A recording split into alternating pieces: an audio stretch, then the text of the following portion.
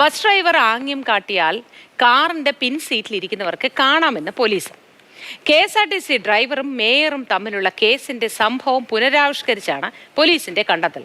പട്ടം മുതൽ പാളയം വരെ ബസ്സും കാറും ഓടിച്ചാണ് പുനരാവിഷ്കാരം നടത്തിയത്. ഡ്രൈവർ യദുവിനെതിരെ ഉടൻ കുറ്റപത്രം നൽകും. വിവരങ്ങളുമായി അനന്തകൃഷ്ണൻ ചേരുന്നു. Good morning Ananthan. ഇത് നമ്മൾ ഈ ഡമ്മിയൊക്കെ ഇട്ടുള്ള പരീക്ഷണങ്ങൾ ചില സിനിമകളിലൊക്കെ കണ്ടിട്ടുണ്ട് എന്ന് പറയും പോലെ ആയിപ്പോയി. ഇതിപ്പോൾ ഒരു ഭാഗത്തു നിന്ന് മാത്രമുള്ളതാണോ കണ്ടുപിടിച്ചത്?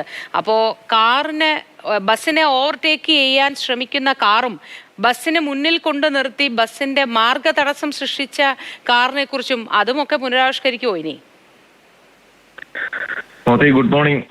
ഈ മേയർ KSRTC ഡ്രൈവർ തർക്കത്തിൽ ഏറ്റവും വലിയ ആശയക്കുഴപ്പം ഒരു ബസ്സിന്റെ മുൻ സീറ്റിൽ ഡ്രൈവ് ചെയ്തുകൊണ്ടിരിക്കുന്ന ഡ്രൈവർ ഏതെങ്കിലും തരത്തിൽ മുഖം കൊണ്ടോ കൈകൊണ്ടോ ആംഗ്യം കാണിച്ചാൽ മുൻപിൽ പോകുന്ന കാറിലെ പിൻസീറ്റിൽ ഇരിക്കുന്നവർക്ക് അത് കാണാൻ കഴിയുമോ എന്നുള്ളതായിരുന്നു. പ്രത്യേകിച്ച് രാത്രിയിൽ. കാരണം രാത്രിയിൽ ഈ സ്ട്രീറ്റ് ലൈറ്റിന്റെ ഗ്ലെയറൊക്കെ ഈ ഗ്ലാസിൽ വീഴാൻ സാധ്യതയുണ്ടെന്നൊക്കെ ആയിരുന്നു അന്ന് പറഞ്ഞിരുന്നത്. അപ്പോൾ അതായിരുന്നു പോലീസിന്റെ മുന്നിലുള്ള വെല്ലുവിളി. കാരണം ഈ മേയർ ഡ്രൈവറും തമ്മിലുള്ള തർക്കത്തിൽ മേയറുടെ ആരോപണം ഈ ഡ്രൈവർ അശ്ലീലാംഗ്യം കാണിച്ചു എന്നുള്ളതാണ്. അത് തെളിയിക്കാൻ സാക്ഷികളോ മറ്റ് എവിഡൻസ് ഒന്നും പോലീസിനില്ല. ആകെയുള്ള ഒരു എവിഡൻസ് ബസ്സിനുള്ളിലെ CCTV ദൃശ്യങ്ങളായിരുന്നു. അത് കാണാനുമില്ല, അത് ഇതുവരെ കണ്ടെത്തിയിട്ടുമില്ല. അപ്പോൾ പിന്നീട് പോലീസിന്റെ മുന്നിലുള്ള പോംവഴി ഇങ്ങനൊരു സാധ്യതയുണ്ടോ എന്ന് നേരിട്ടൊന്ന് പരിശോധിക്കുക എന്നുള്ളതാണ്. അതാണ് ഇന്നലെ രാത്രിയിൽ പോലീസ് പരിശോധിച്ചത്. അവർ നമ്മുടെ CBI ഡയറക്ടർക്ക് സിനിമയിലേക്ക് പോലെ ഡമ്മി ടു ഡമ്മി പരീക്ഷണം നടത്തിയതുപോലെ ഈ സംഭവം പുനരാവിഷ്കരിച്ചു. ഒരു KSRTC ബസ്സും ഒരു കാറും, അതേ കാറും ഈ പട്ടം മുതൽ പാളയം വരെ ഓടിച്ചിട്ടാണ് പരിശോധിച്ചത്. അതിൽ നിന്ന് പോലീസിന് മനസ്സിലാക്കിയ കാര്യം ഈ ബസ്സിനകത്തിരുന്ന് ഡ്രൈവർ എന്താംഗ്യം കാണിച്ചാലും മുൻപിൽ പോകുന്ന വാഗണാർ കാറിന്റെ ബാക്ക് സീറ്റിലിരുന്ന് കാണാൻ കഴിയും എന്നുള്ളതാണ്. അതുകൊണ്ട് മേയർ ആര്യ രാജേന്ദ്രന്റെ ആരോപണം ശരിയാണ് എന്നുള്ളൊരു വിലയിരുത്തലിലേക്കാണ് പോലീസ് എത്തിയിരിക്കുന്നത്. അതുകൊണ്ട് തന്നെ ഈ യദുവിനെതിരെ ആര്യ രാജേന്ദ്രന്റെ പരാതിയിൽ എടുത്ത കേസിലെ ചാർജ് നിലനിൽക്കും എന്നാണ് പോലീസ് കണ്ടെത്തിയിരിക്കുന്നത്. അപ്പോൾ അതിന്റെ തെളിവായിട്ട് ഈ പരീക്ഷണമൊക്കെ വെച്ച് കുറ്റപത്രം ഉടൻ തന്നെ നൽകുമെന്നാണ് പോലീസ് അറിയിച്ചിരിക്കുന്നത്. ആ കേസിന്റെ അന്വേഷണം ഏതാണ്ട് അവസാന ഘട്ടത്തിലേക്ക് എത്തി.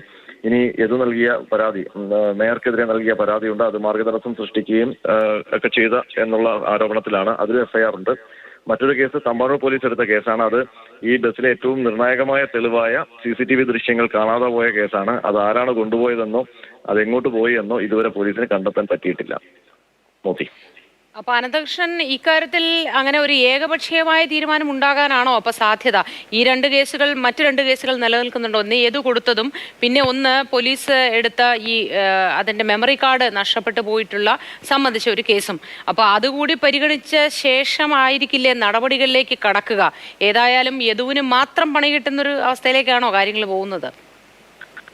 മിക്കവാറും അങ്ങനെ ആകാനാണ് സാധ്യത, മോദി. കാരണം ഇതിനകത്ത് 3 കേസാണ് രജിസ്റ്റർ ചെയ്തിരിക്കുന്നത്. ഒരേ സംഭവത്തിൽ 3 വ്യത്യസ്തമായ കേസുകളാണ് എടുത്തിരിക്കുന്നത്. ഒന്ന് ഇപ്പോൾ ഈ അന്വേഷണം അവസാന ഘട്ടത്തിലെത്തിയ മേയറുടെ പരാതിയിലുള്ള കേസ്.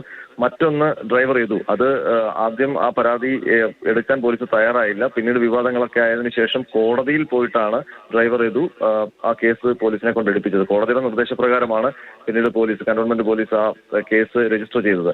പക്ഷെ ആ പരാതിയിൽ ഗുരുതരമായ ആരോപണങ്ങളുണ്ട്, നോൺ ബെയിലബിൾ വകുപ്പുകൾ ഉണ്ട്.